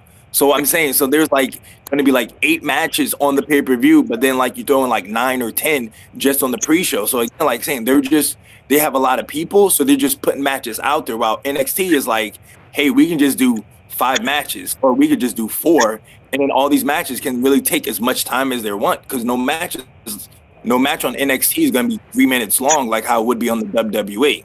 Right. You know, and then that's when we watch it. Then we just start trashing the WWE pay-per-view because like, oh, this match was trash, and it's just like, yeah, you know, they're kind of on a time limit because they gotta get all these other matches in, you know, and then plus 2, Big Vince is the one calling all the shots, so he's kind of handcuffing some people while, you know, NXT Triple H kind of lets people do their thing. Because actually that's what it was. I was listening to Busted Open earlier this week, and it was Bully Ray who was saying it. He was like, hey, you know, Triple H knows that he has thoroughbreds, so he just lets those guys run it. Like, he was talking about like Velveteen and like Ricochet. He was like, yo, he just lets those guys do their thing, and people just love it. While in the Big Show, they're handcuffed by Vince. Because tell me, man, like, you know it, Alex, Shinsuke AJ could be so much better than what it is. Like, if they're in New Japan or even in Impact, or if they were in NXT, and we would be raving on their matches. But you know, they're handcuffed. They can't really do everything that they want to do, you know, unless it's maybe on SmackDown, because I think what it was their match on SmackDown was good. Really good. It's the pay-per-view ones that are stinking, and I wonder why. Because somebody is at the pay-per-views watching it, and they don't want their match better than good old Roman Reigns matches. Yeah. Bobby Risky makes a good point. Could it be possibly the producers of the matches that make the matches suck? Because look, I'm not trying to toot Shawn Michaels' horn, all right? Because Shawn Michaels is producing some of the NXT matches in NXT now. I mean, look at what we're getting on NXT. We're getting nice. I'm not saying it's all Shawn Michaels. There's other people also producing, but we got good talent down there. On SmackDown Live, we have Road Dogg and a couple others. I'm not sure who's on Raw, but it seems like that's what a lot of people bitch about. Producers, Road Dogg. I think I've actually going to something like this. Like, I think Bully Ray was saying, like, I think on the main roster, like, those guys change like the match or what it is that they want in the match like several times for the wrestlers, so the wrestlers don't really kind of get a feel on what it is that people want, you know, and then when the match happens, they maybe get a little bit of what they were looking for, but they don't get everything. While otherwise in NXT, they say, all right, this is what we want. All right, guys, go out and do your thing, you know, while in the WWE, this thing, they get handcuffed. And plus, like, they keep changing things up on what it is, or maybe what it is they want the match to look like. Yeah, really quick, you also don't have, not to defend WWE now, but NXT doesn't have to worry about their partnership deals, their advertising, the TV networks they're on and stuff like that. They're just on the network and they don't got all the, and they're not making really any money for WWE anyway. So it's like on Raw and SmackDown, they have to worry about advertising, TV partners, and all that crap. And a lot of different stuff comes into play with that for Raw and SmackDown. I mean, yes, it sucks because it seems like it's more with NXT, it's more quality over quantity. And for the main roster, it's all about more, not less is more, but more is more, and that's all they want to do. And the argument is also that they can't sit there. Why can't we get matches like we got tonight? Yes, I know NXT is only like, once every 3 months or whatever on big shows. But it's like, man, Raw and SmackDown have been pretty bad lately. More Raw than SmackDown, yes. But, I mean, it's frustrating. I will say this, though. With Money in the Bank, it's still always an intrigue with who's going to win, just, I guess, give us an idea of what the hell is going to happen the next few months. Yeah, but look at the last few pay-per-views we got. Not counting tomorrow night, but, I mean, they've just been crap. Oh, man, trust me. Brandon and I saw crap live. We know. Yep, we do. I blame Roman Reigns for everything. Well, I would love it just to see chaos if Roman Reigns and Jinder Mahal main events. Great show today. I'm always down. I'm always down for Jinder Mahal main event. I'm always down for the modern day Maharaja to do his thing. I'm rooting for Jinder. Fuck that. All right, Brandon. Who do you got winning? I was gonna say, but before you go, women's, before you head off. Oh, women, I feel like it is going to be Charlotte Flair who's going to win it. I don't know. For some reason, I just think for some reason in my mind, I always feel like WWE is just really behind her and they want her to do like everything. You know, they want her to win all the belts. They want her to, you know, be the one who defeated Asuka. So I can see her being the one who wins the Money in the Bank. And for the men, I'm really kind of gonna go with either. I got two choices. Either I'm going with Samoa Joe, or it's gonna be whoever represents the New Day. Because I just think like I said, I remember for a really really long time they've been talking about Big E going on a singles run. So I think Big E could be the guy who represents it. So to me, if either Big E is the one who represents him and he gets it, or man, I'm thinking it could be Kofi. Maybe it's finally Kofi's time to get his shot. But that's what I'm thinking. I'm thinking either somebody from the New Day, or I think they finally give Samoa Joe his time to shine. Oh man, it would be nice to see Big E at least in the Money in the Bank. I hope that prediction at least comes true. Yeah. But before I go, I just want to touch on the things you talk about in NXT. So like, you know, who's next for who's next for the NXT title? I said in the chat room, I think it's EC3. The reason why is because one, he was out there in the crowd just hanging out, but I believe Ricochet is going to go for the North American title. I think him and Adam Cole are going to feud. That's why I don't say Ricochet for the NXT title. I think EC3. I think they're just going to push him in for it because Aleister Black is a face. They need a heel to go up against them. EC3 can play that heel. Adam Cole is, you know, the heel. Ricochet can be that heel. Ricochet can be that face to go up against him. So that's what I'm thinking is gonna happen. And then for the tag titles, what I think will be next is it probably is gonna be the freaking what's their name? War Raiders. Yeah. Even though I know me and you would really like the Street Profits to get man. Street Profits need to be shown some respect, man. Seriously, I know, but that's my take on that. And I do think, what is it? I think it is Dave said it too. I was thinking about that too with the Velveteen Dream. It's like, man, like, you know, they built him up and like we're all fans of his, but then it's like, yeah, he never wins that big one. You know, Aleister Black, he lost to. This one with Ricochet, he lost to. The only one that he beat was Cassius Ohno, but like Cassius Ohno's losing to everybody anyway. So really, what does that say? You know?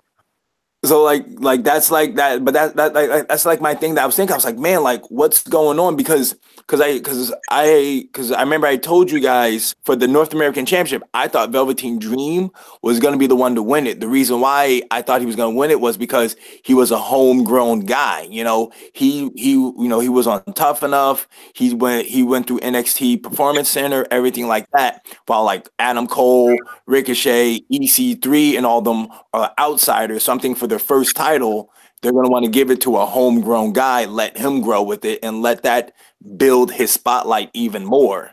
But I was wrong, and they gave it to Adam Cole instead. So,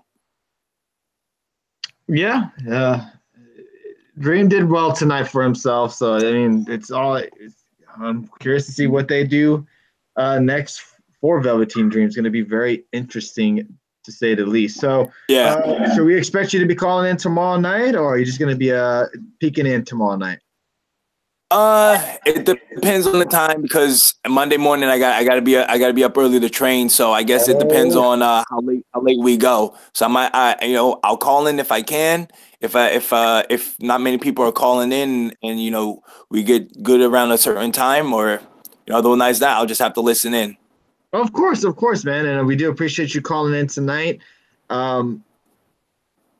Thank you for always joining the shows throughout the last couple of months and the full year we've been on live, or 2 years too, as well. And actually, I want to say money in the bank is actually when I came and I think I found you guys, or should I say Money in the Bank was the first pay-per-view that I think is when I came across you guys. So I mean, it's about to be a year of, I think, me watching you guys completely. So, oh, sweet, badass, man. And you've came a long way since we watched. You've got back into the ring. You've knocked people out. You're getting back into the ring again soon. So we do appreciate all your support, and we definitely want to have you on the show again before you have your big fight. Give a little bit of your mind frame going into the fight and a little bit more of more information about where we can watch it, where you'd be placement at, and stuff like that. All right, man. Sounds good, man. You guys have a good night, and I'll just say I'll see you guys tomorrow after Money in the Bank. All right? Yes, thank you, Brendan. Appreciate you, man. All right, take care, guys. Bye. Oh wow! Always awesome to have fans call in, or the GTT community, I should say. Always calling in. Appreciate that. And if you want to call in tomorrow night, like I said, or be on our Google Hangout, just drop me an email in the direct message or your phone number. Don't worry, I will not troll you or anything like that. And we'll give you a call, and you can join on the show and give a little bit of a random Money in the Bank, or just talk to us, have a good night, and give us your favorite memories of the show, whatever have you. I know we've done a lot of shows, so I really do hope you've enjoyed most of them for the most part. And this is the most ever Super Hearts we've ever been given. So thank you guys for the 24,000 Super Hearts tonight. So we're this close to getting to 150,000 Super Hearts. We're getting there, everybody. And we do appreciate all you guys supporting us tonight. Yeah, I think that's about wrap it up. Yep. We've been live for a little bit over what? Let me see. It doesn't tell me. Oh, almost 2 hours, going on 2 hours already. All right, thank you, Mass fan. Appreciate that. Red Sox fan, I dare your fucking ass to call in. Please. Come on, Naito. Are you still crying over your fucking loss to Jericho? Call in tomorrow, Red Sox fan, please. I would love for you to call in. I would love for you. We could talk about the Spurs and Kawhi Leonard. Please call. Please call. We appreciate it. And everybody else as well, if you would like to call in. It's a 2-year anniversary show tomorrow night. So really hope everybody can join us tomorrow. We'd really appreciate it. It'd be awesome.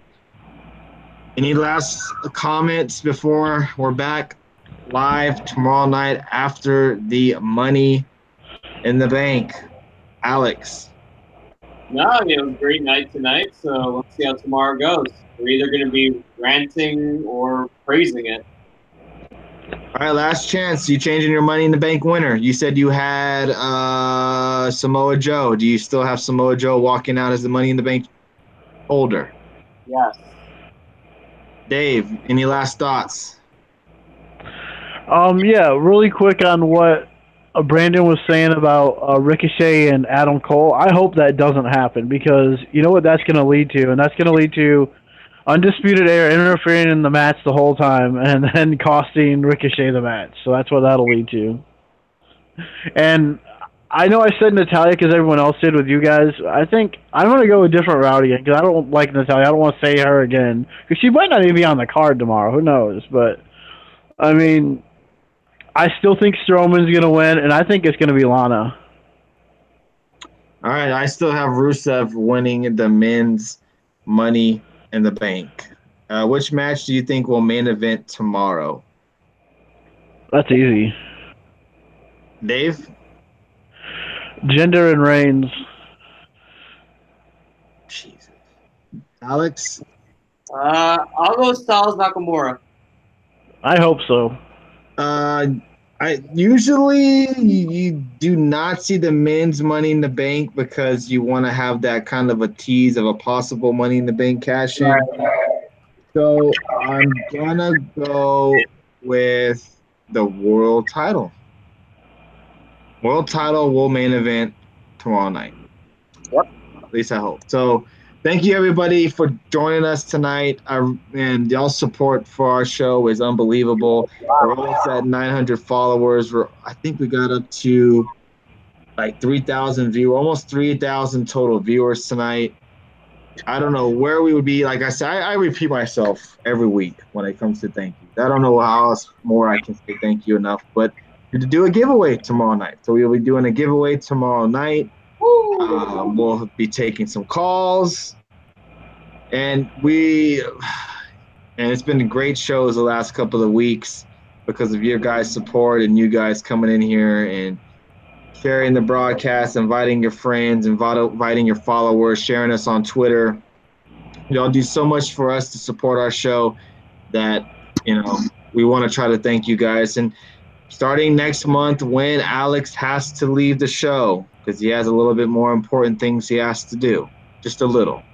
We're going to start doing these special guest host nights on our Saturday night shows, where it's just Dave and I. Sometimes on Saturday nights, we're going to have people like you guys who come in here, watch our show, like Bliss or Adam Baum or Red Sox fan or Adam Awesome or Brandon or whoever else, Jeffrey Cross.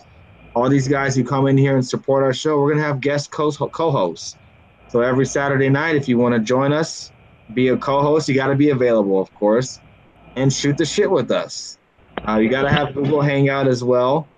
And you can come in here and chit-chat with us, and it should be fun. Yes, we definitely. Go ahead. I would say we definitely got to work in a storyline for Alex's leaving. We got to do something. We need to have video of someone laid. Yes, I got a perfect idea. We can get a video together, and someone can lay an X on Alex. No, we can throw. You know what y'all can do is if y'all can somehow put a video of me as Shawn Michaels and Alex as Marty Jannetty, and me throwing him into the barbershop window. That good. Or if you guys want to be nice to me, you may just have me tombstoning Tony in a jumping WrestleMania 26 spectacle. I got a better Alex. Alex, I got an even better one. Someone put Alex's face on Undertaker, Tony's on Shawn Michaels as he's thrown over to the casket. And then Tony doesn't do a show for 4 years. No, it'll be fun. Red Sox says he'll take over the New Japan, so you might have to call in. Red Sox fan has to call in. For all I know, he's just a fuckface, and he's not going to call in. Well, Red Sox tomorrow. So. That was a good one for Red Sox fan. He says, me and Alex as the Marines and Tony as Sean. Oh, wow. Brandon Catino had a great idea and have Texas Kid take out Alex and have him join the show. Just write out ideas of how to write me out, whether it's me betraying Tony and Dave, whether it's me getting down, so be it. I'll take whatever it is today. Oh, God. Y'all guys are funny. Y'all are fun. Let's do a shout-out to everybody who joined us tonight. We have RJ. Everybody go give follow to RJ, Ringside Rant. He's a good dude. Does good content as well. Go give him a follow. We got DX, Will Miller. Got the mechanic, Blissside, Red Sox fan, Jeffrey Cross, Adam Awesome, Bob Aruski. We got Budweiser in the house as well. Always coming into the shows. Thank you, Budweiser. We got Scorpion 28115. We got Danny. We got Peck and Rod. We had Jordy Mania. We had Texas Kid for Life. And there's a couple of more viewers that I cannot see currently. We're almost at 3,000 total views. Unbelievable show tonight. Thank you for all the hearts, and thank you very much for all the super hearts. Y'all are awesome. Thank you for all the new follows on Periscope. We're almost at 850 followers. I mean, it's crazy how you got our show to grow so quickly. I don't know what the hell we did. Maybe it is Red Sox fan being in the show. Maybe that's why we have so many followers.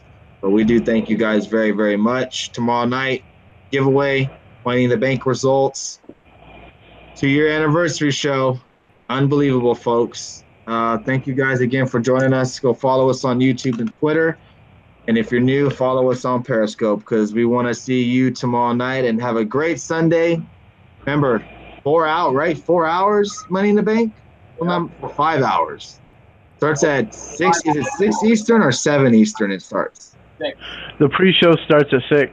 Oh, my God. So it starts at 5 o'clock my time? Jesus. Yep. Christ, man. Going to 11 our time. That means the Money in the Bank is 5 hours long. And what if it goes over? It will. Why, WWE? Why? Because it's a Sunday and they want to do this to us. Because they know nothing else is fucking on. So they're like, Breaking "Fuck, news. This is making 5 hours long." Breaking news, it's starting at noon now. They changed it.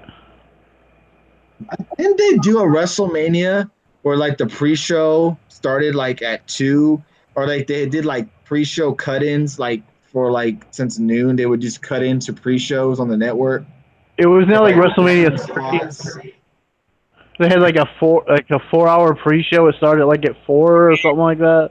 Oh God! It's like what WWE. We get it. Yes, we love wrestling, and Triple H made a good point on his conference call. It takes a huge commitment to be a wrestling fan.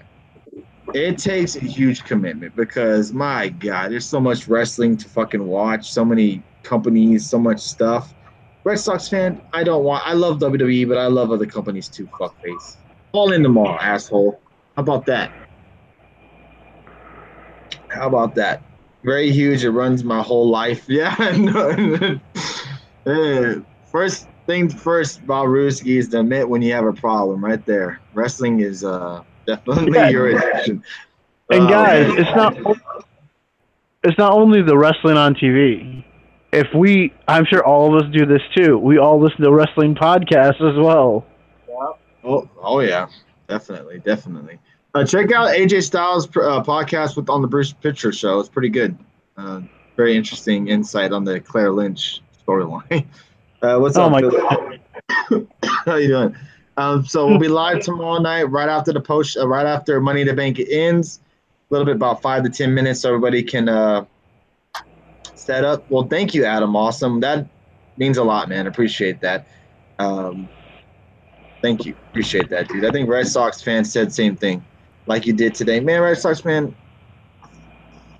Grass calls in the mall. Thanks, WCW Miller. Appreciate it. Edge and Christian podcast is pretty good. Hell yeah, it is. It's pretty good. Try to listen to as many podcasts as you can. You know, I'm not here to not say to watch this show or that. We support everybody. There's you guys watching us. I've been checking out Robbie E and Matt Coon's podcast. It's really good. About why it ended. They did a Glacier episode, and it was really good as well. So they've done a lot of them. And then they did a Marty Jannetty one where he basically rebuttals the one that the Pritchard Show did on Shawn Michaels or the Rockers. So he talks about that. Bob Ruski taking shots at Bischoff. Listen to 83 Weeks and hear Eric not recall everything. Yeah, that's pretty true. That's pretty true. Oh, and you know, Jericho is having a rebuttal from his episode 83 Weeks did, and I think he has Conrad and Bischoff on Jericho's podcast already from this week. I do the one thing I like about Conrad's podcast. I'm sorry, I know the show is supposed to end. It's how it's run. Like he asks them questions, innuendos, or rumors, and he doesn't take their bullshit. If he gives them a bullshit answer, he doesn't take it. I like it. I like that shit. Yep. The Bischoff one is very cool. I really like it. People might not like Bischoff, but I like it because I was a WCW fan. And getting to hear all these stories about, like, the Bret Hart stuff or even Bash at the Beach 2000 stuff, you know, these little biopic episodes, like we got with Jericho and Dusty Rhodes, you know, those are, like, really cool stuff that you get to hear. Like, we're going to get episodes, like, about Nash and Hall and Hogan, probably, maybe even a Chris Benoit, Eddie Guerrero episode, just to be really cool, I think. Yeah, maybe down the line in the future. So, all right, that's it. We're ending the show tonight. Thank you, everybody, for joining us. We'll be back at the end of Money in the Bank. Hopefully, it's a good show. They have a lot to prove tomorrow night, especially after this great NXT takeover. Thank you again, guys, for dropping in. Thank you for all the hearts. Thank you for all the super hearts. Thank you for the followers. If you're new to the show and you hit that follow button tonight, thank you for that as well. And if you have YouTube, go on YouTube, follow us at Get the Tables Podcast. We also record on YouTube as well. We'll be coming out with a thank you video for everybody from us to you tomorrow. It'll be coming out tomorrow. We'll be posting that up on our Twitter account. So thank you, everybody, again for joining us tonight. Thank you from the bottom of our heart. Thank you. We'll see you guys tomorrow after Money in the Bank, and we will see you tomorrow night. Thank you, everybody. Peace.